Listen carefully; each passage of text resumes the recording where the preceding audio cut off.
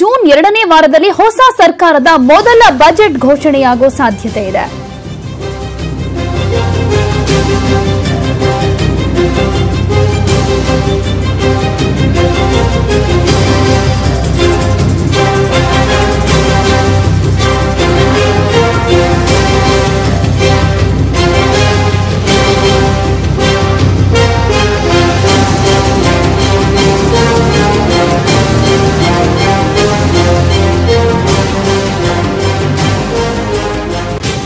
June 2ನೇ ವಾರದಲ್ಲಿ ಹೊಸ ಸರ್ಕಾರದ ಮೊದಲ ಬಜೆಟ್ ಮಂಡನೆ ಆಗೋ ಸಾಧ್ಯತೆ ಇದೆ. ಬಜೆಟ್ ಹಿನ್ನೆಲೆಯಲ್ಲಿ ಇಂದಿನಿಂದ ಸಿಎಂ ಪೂರ್ವಭಾವಿ ಸಭೆ ಕರೆದಿದ್ದಾರೆ. ವಿಧಾನಸೌಧದಲ್ಲಿ ಇಂದಿನಿಂದ ವಿವಿಧ ಇಲಾಖೆಗಳ ಸಭೆ ನಡೆಯಲಿದೆ. ಹೊಸ ಯೋಜನೆಗಳು, ಹಳೆಯ ಯಶಸ್ವಿ ಯೋಜನೆಗಳ ಬಗ್ಗೆ ಕೂಡ ಚರ್ಚೆ ಆಗಲಿದೆ.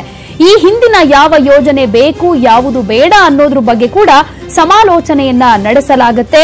ಇವತ್ತಿನಿಂದಾನೇ ಯಾವೆಲ್ಲ ಯೋಜನೆಗಳು ಬೇಕು ಬೇಡ ಅನ್ನೋದ್ರ ಬಗ್ಗೆ ಕೂಡ ಚರ್ಚೆ ಶುರುವಾಗುತ್ತೆ. ವಿಧಾನಸೌಧದಲ್ಲಿ ವಿವಿಧ ಇಲಾಖೆಗಳ ಸಭೆ ಕೂಡ ನಡೆಯಲಿದೆ. ಬಜೆಟ್ ಹಿನ್ನೆಲೆಯಲ್ಲಿ ಪೂರ್ವಭಾವಿ ಸಭೆಯನ್ನ ಈಗಾಗಲೇ ಸಿಎಂ ಕುಮಾರಸ್ವಾಮಿ ಅವರು ಕರೆದಿದ್ದಾರೆ.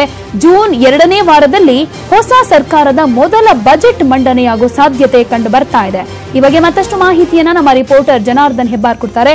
ಜನಾರ್ದನ್ ಹೆಬ್ಬಾರ್, ಸಿಎಂ ಈಗಾಗಲೇ ಪೂರ್ವಭಾವಿ ಸಭೆ ಕರೆದಿದ್ದಾರೆ. ವಿವಿಧ ಇಲಾಖೆಗಳ ಸಭೆಯನ್ನ ಯಾವ ರೀತಿಯಾಗಿ ಒಂದು ನಿರ್ಧಾರಕ್ಕೆ ಬರಬಹುದು? ಜೂನ್ 2ನೇ ವಾರಕ್ಕೇನೆ ಬಜೆಟ್ ಮಂಡನೆ ಆಗುತ್ತಾ, ಹೇಗೆ? ಪ್ರತಿಮಾ, ಹೊಸ ಸರ್ಕಾರ ಬಂದ ತಕ್ಷಣ ಬಜೆಟ್ ಮಂಡನೆ ಮಾಡೋದು ಸಹಜ. ಆದ್ರೆ ಸರ್ಕಾರ ಈಗಾಗಲೇ ಸಿದ್ಧತೆಯನ್ನ ಮಾಡ್ಕೊಳ್ತಾ ಇದೆ. ವಿವಿಧ ಇಲಾಖೆಗಳ ಸಭೆಯನ್ನು ಕೂಡ ಮುಖ್ಯಮಂತ್ರಿ ಕುಮಾರಸ್ವಾಮಿ ಅವರು ಕರೀತಾ ಇದ್ದಾರೆ. ಇವತ್ತಿಂದ ಸಭೆ ಕೂಡ ಆರಂಭ ಆಗುತ್ತೆ.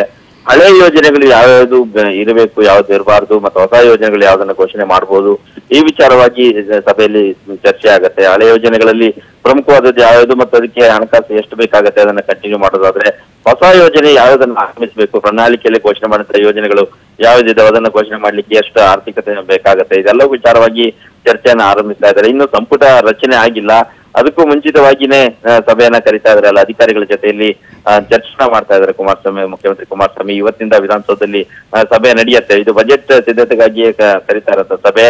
ಬಹುಶಃ ಜೂನ್ 2ನೇ ವಾರದಲ್ಲಿ ಬಜೆಟ್ ಮಂಡನೆ ಮಾಡೋದಕ್ಕೆ ಸರ್ಕಾರ ಸಿದ್ಧವಾಗಿದೆ ಅನ್ನೋ ಮಾಹಿತಿ ಲಭ್ಯ ಆಗಿದೆ. ಹಾಗಾಗಿ ಎಲ್ಲಾ ಇಲಾಖೆಯಿಂದ ಮಾಹಿತಿಯನ್ನ ಸಂಗ್ರಹಿಸಿ ಆರ್ಥಿಕತೆಯನ್ನ ಅದಕ್ಕೆ ಹೊಂದಿಸುವ ನಿಟ್ಟಿನಲ್ಲಿ ಚರ್ಚೆ ಇವತ್ತಿನಿಂದ ಆರಂಭ ಆಗ್ಲಿಕ್ಕಿದೆ. ಧನ್ಯವಾದ ಜನಾರ್ದನ್ ತಮ್ಮೆಲ್ಲ ಮಾಹಿತಿಗೆ.